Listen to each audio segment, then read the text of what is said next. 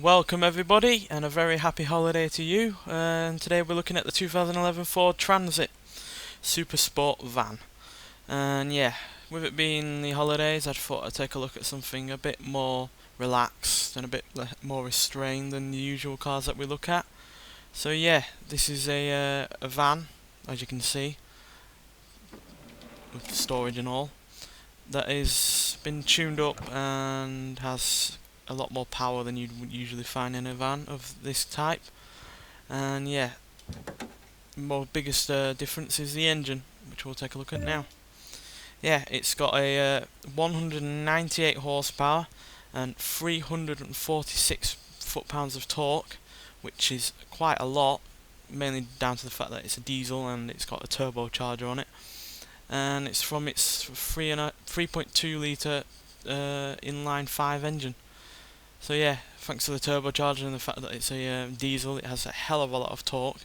Not all that much power, but you know, it's a van. It's not supposed to have a lot of power. It's got to have a lot of pulling power, but not a lot of ordinary horsepower.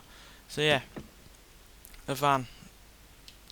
That's all I can really say about it. Can't really comment on the looks because it's supposed to be a practical thing, not a good-looking thing.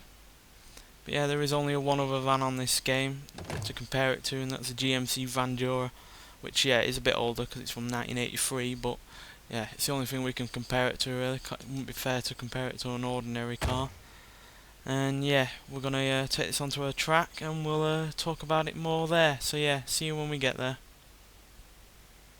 Right, we're at the Hockenheim National Circuit, a short track because yeah, this isn't the fastest car in the world. So yeah, we'll take it round on the first lap, and we'll talk through it on the second lap.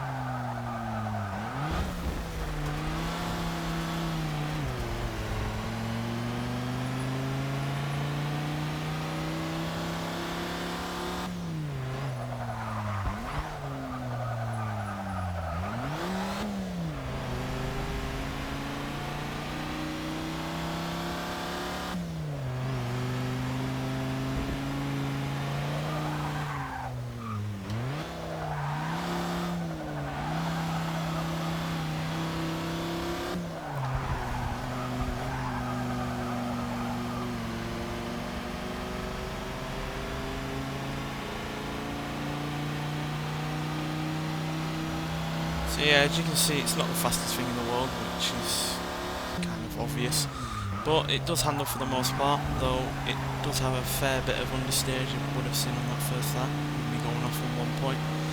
So yeah, that is a bit of an issue, but it does handle fairly decently, especially for the kind of vehicle it is. I mean, it still weighs a fair bit, 4,493 pounds, and yeah, with it having such a high centre of gravity, it's not going to have the best handling ever.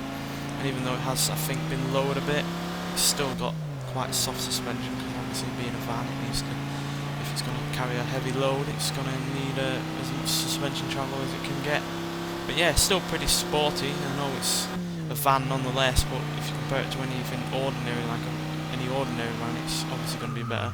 But still, those words super and sport should never come before van, as far as I'm concerned, even in something as decent as this.